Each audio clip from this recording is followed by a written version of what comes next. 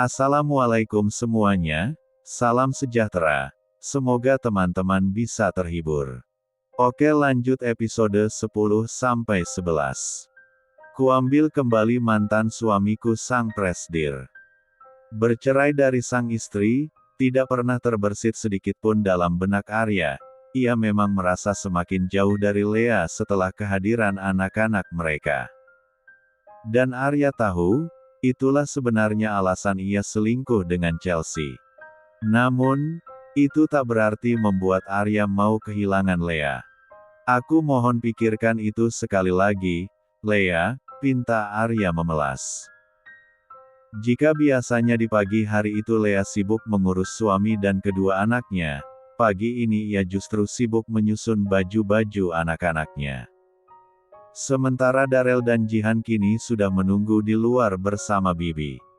Kasihan anak-anak kalau kita berpisah, ujar Arya yang seketika membuat Lea tertawa sinis. Kamu kasihan sama mereka kalau kita berpisah, Lea menatap tajam suaminya yang tampak sangat lesu itu. Arya bahkan masih tidak mengganti bajunya sejak kemarin, matanya juga bengkak. Lea menduga suaminya itu tidak tidur tadi malam, tapi ia sudah enggan peduli. Waktu kamu memutuskan selingkuh, kamu nggak kasihan sama mereka, La mendesis tepat di depan wajah Arya. Kamu bersenang-senang di luar sana dengan kumbang kotor kamu itu, sementara anak-anak menunggu kedatangan kamu di rumah. Mereka ingin makan malam sama kamu, mereka juga ingin mendengarkan kamu membaca dongeng. Apa kamu nggak memikirkan itu? Mata Lea kembali terasa panas, setiap kali mengingat perselingkuhan suami dan sahabatnya, apalagi ketika ia juga mengingat bagaimana Darel menangis saat itu. Darel juga melihat kamu sama selingkuhanmu itu, kamu bisa bayangkan bagaimana perasaan dia. Lirih Lea dengan suara yang tercekat. Aku minta maaf, aku janji akan memperbaiki diri, tukas Arya mencoba meyakinkan. Tapi aku mohon jangan pergi, kasih aku kesempatan, Lea. Aku mohon, jangan pisahkan aku sama anak-anak. Kamu yang meninggalkan mereka. Bentak Lea. Aku nggak pernah ingin memisahkan kalian, tapi kamu sendiri yang meninggalkan mereka. Aku nggak mau ninggalin mereka, Lea. Please. Arya mencoba menghentikan Alea yang kini sudah menutup kopernya. Minggir. Lea mendorong Arya hingga suaminya itu terjungkal ke samping. Arya terdiam dan ia merasa lemas, kini ia hanya bisa menatap Lea yang keluar dari kamar anak-anak dengan membawa satu koper kecil. Lea hanya membawa sedikit baju Darel dan Jihan, seolah ia enggan membawa barang lebih banyak di sana. Sementara di sisi lain, Chelsea menatap ponselnya yang masih ia nonaktifkan, ia merasa takut untuk menyalakan ponsel itu. Apa kamu sudah merenungi kesalahan kamu, Chelsea? Tanya sang ibu yang menghampiri Chelsea di meja makan. Chelsea tak menjawab, ia hanya menunduk, menatap makanannya yang belum tersentuh. Mama mohon, Chelsea, tinggalkan Arya. Enggak, jawab Chelsea dengan cepat, seolah ia benar-benar tidak mau meninggalkan Arya. Aku mencintai Mas Arya, Ma. Tegasnya. Dan dia juga mencintaiku, dia janji akan menikahi aku. Astagfirullah, Chelsea istighfar, Mama tahu kamu sangat butuh pel 4 empiasan untuk temani kamu bemempatin di tempat tidur. Bu Erni menggumam putus atas asa. Bagaimana bisa kamu percaya pada janji pria seperti Arya? Janji pernikahan pada istrinya aja dia ingkari, apalagi janji pada wanita yang cuma berstatus simpanannya aja. Aku bukan wanita simpanannya, Ma. Bantah Chelsea. Aku mencintai Mas Arya, apa itu salah? Itu nggak salah, balas Bu Erni. Pengkhianatan kamu sama Lea itu yang salah. Chelsea menatap sang ibu dengan sayu, air mata kembali jatuh di pipinya karena ia merasa ibunya justru membela Lea. Kenapa sih mama itu nggak bisa dukung aku sekali aja, Ma? Lirih Chelsea. Tolong percaya sama aku, biarkan aku bahagia dengan pilihanku, bukan menyudutkan aku. Bu Ernie hanya bisa geleng-geleng kepala mendengar ucapan Chelsea. Ia sungguh tak bisa berkata-kata untuk menyadarkan anaknya dari cinta butanya itu. Chelsea menarik tasnya dan beranjak pergi, meninggalkan sang ibu yang hanya bisa menghela napas berat. Untuk sementara, kita tinggal di sini ya, sayang. Lea membawa Darrell dan Jihan ke rumah mendiang orang tuanya. La menempatkan kedua anaknya itu di kamarnya. Papa juga ikut, kan, Ma? Tanya Jihan sembari melompat ria di atas ranjang. Lea dan Darrell langsung saling menatap, mereka sama-sama tidak ingin Jihan tahu bahwa mereka mungkin akan berpisah dari sang ayah. Mama mau ke dapur sebentar, kalian mau susu? Tanya Lea untuk mengalihkan perhatian Jihan. Mau, jawab Jihan girang.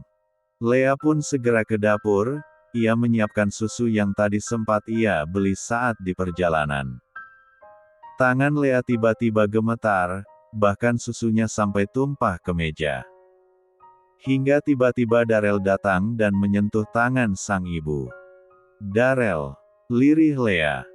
Biar Darrell, Ma, kata Darrell sembari mengambil kotak susu dari tangan Lea. Hal itu membuat Lea terenyuh. Terima kasih, sayang, ucap Lea. Mama mau bikin sandwich, tadi Mama sudah beli roti. Kamu mau? Darrell hanya mengangguk, Lea pun segera membuat sandwich untuk putra dan putrinya. La juga berusaha tenang agar tangannya tak gemetaran lagi. Bukannya menjauhi Arya seperti yang ibunya inginkan, Chelsea justru menemui Arya yang baru saja datang ke kantornya. Chelsea mengajak Arya bertemu di atap. Alih-alih menolak bertemu dengan Chelsea demi menjaga perasaan Lea dan kedua anaknya, Arya justru tetap menemui wanita itu. Bahkan, kini keduanya saling mencurahkan isi hati masing-masing setelah perselingkuhan mereka terbongkar.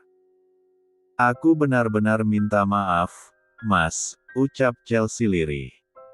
Gara-gara aku, Lea jadi membawa anak-anak pergi. Ini bukan salah kamu, bantah Arya. Aku akan berbicara sekali lagi dengan Lea, aku juga yakin anak-anak pasti nggak akan bisa pisah terlalu lama sama aku. Aku juga yakin begitu, sahut Chelsea. La memberanikan diri menyentuh tangan Arya, dan pria itu justru menggenggaman tangan Chelsea. Hal itu membuat Chelsea bisa bernapas lega, hatinya pun tenang. Tindakan Arya seolah menegaskan bahwa dia tidak akan membuang Chelsea. Tanpa mereka sadari, Ruby yang selama ini sudah curiga pada hubungan mereka kini merekam aksi itu. Benar-benar penjahat, geram Ruby. Eps 11. Menjalani hari yang berbeda sangatlah tidak mudah bagi Lea, keluarga kecilnya yang dulu begitu hangat kini telah hilang dan tiba-tiba hidupnya pun terasa dingin. Jika ditanya apakah ia masih mencintai Arya atau tidak, Lea tidak tahu harus menjawab apa. Yang ia tahu, perceraian adalah keputusan yang harus ia ambil. Tanpa membuang waktu, Lea segera menemui Carol, pengacara sekaligus teman kampusnya dulu. Apa aja yang ingin kamu tuntut dari suami kamu, Lea? Tanya Carol. Aku janji kamu akan memenangkannya buat kamu. Setelah selalu murung dan menangis, kini akhirnya Lea bisa tertawa karena temannya itu. Aku nggak mau apa-apa, Kar, aku bahkan nggak mau harta dia sedikitpun.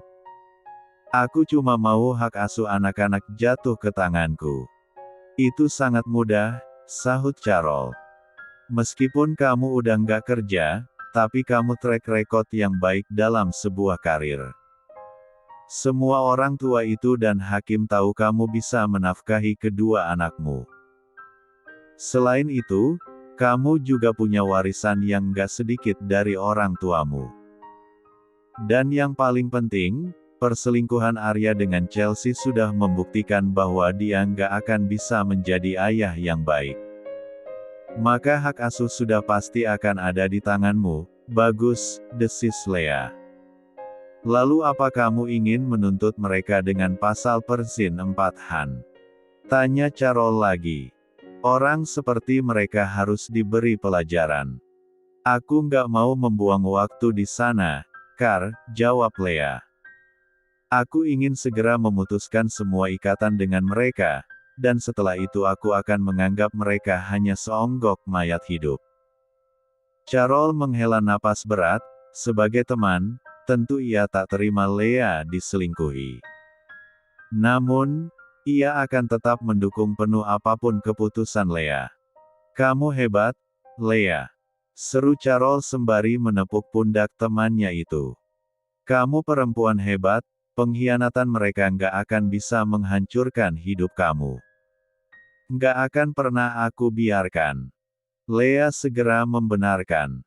Setelah urusan mereka selesai, Carol mengantar Lea sampai ke lobi. Dan mereka berpapasan dengan suami Lea yang langsung menyapa Lea dengan ramah. Apa yang kamu lakukan di sini, Lea? Tanya pria bernama Rafael itu. Apa setelah puas menjadi manajer, sekarang kamu tertarik dengan hukum? Hah? Lea seketika terkekeh, ini bukan kali pertama Rafael menyinggungnya soal karir Lea yang terhenti itu. Rafael adalah salah satu pemegang saham terbesar di perusahaan tempat PT Jaya Bintang, perusahaan tempat Arya, Lea dan Chelsea bekerja. Sepertinya sebentar lagi aku harus mencari pekerjaan, Raf, ujar Lea. Jadi kalau ada lowongan, telepon aku, ya. Serius? Tanya Rafael. Aku bisa mengembalikan kamu ke posisi seperti dulu kalau kamu mau. Aku akan memikirkannya, kata Lea.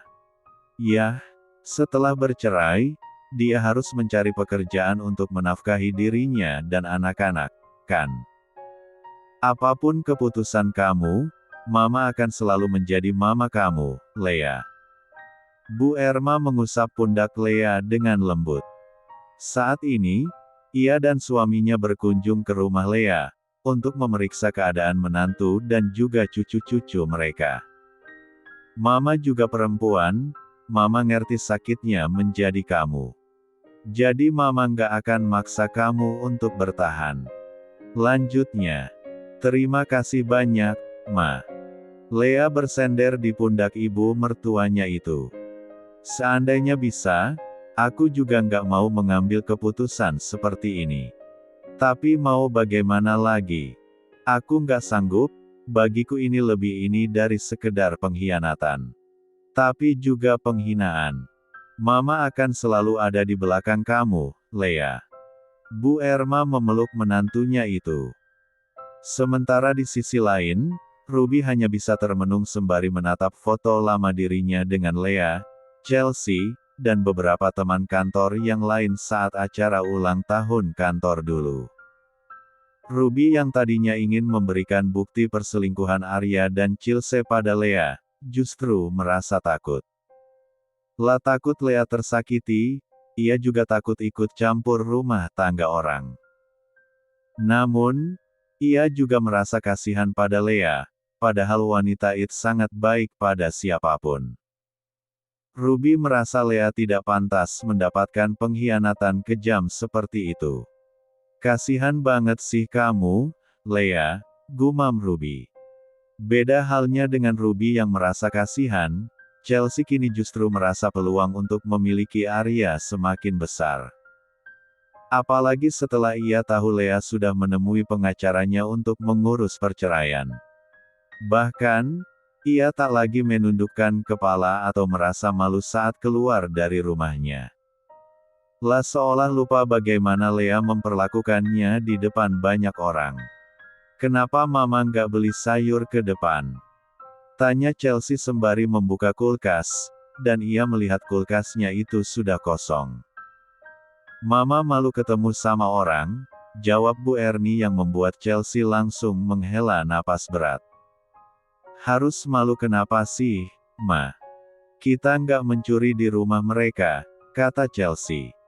Kamu mencuri suami orang, itu yang membuat Mama malu, balas Bu Ernie. Cukup, Ma. Please. Lirih Chelsea. Mas Arya akan menikahi aku nanti, dan aku nggak mencuri. Dia sendiri yang datang dalam hidup aku. Terserah kamulah, Cil, ujar Bu Ernie pasrah. Mama cuma sedih, sudah 2 kali kamu salah memiliki laki-laki. Dulu tukang pukul, sekarang tukang selingkuh. Mama. Sementara itu, Arya datang ke rumah orang tua Lea karena ini hari Minggu. La ingin mengajak anak-anaknya jalan-jalan. Namun, Lea menolaknya. Lea, apa kamu nggak kasihan sama anak-anak? Tanya Arya. Kamu lupa, Darel sangat ingin kita jalan-jalan. Seketika Lea kembali tertawa sumbang, membuat Arya hanya bisa tercengang. Kamu tanya apa aku lupa? Nggak salah. Cibir Lea. Darel itu nagih janji ke kamu yang lupa karena sibuk selingkuh. Desis Lea yang membuat Arya langsung kehilangan kata-kata. Setidaknya biarkan aku bertemu mereka, sebentar aja, Lea, pinta Arya memelas. Lea sudah membuka mulut untuk mengusir suaminya itu, tapi tiba-tiba Jinan keluar dan memanggil sang ayah. Papa. Lea dan Arya menoleh pada asal suara itu. Sayang. Arya langsung tersenyum lebar, ia pun segera menggendong putrinya itu, bahkan mencium wajahnya berkali-kali. Papa kangen sekali sama kamu, sayang. Jihan juga, jawab Jihan sambil cekikikan. Kenapa papa nggak tinggal di sini sama mama dan kakak?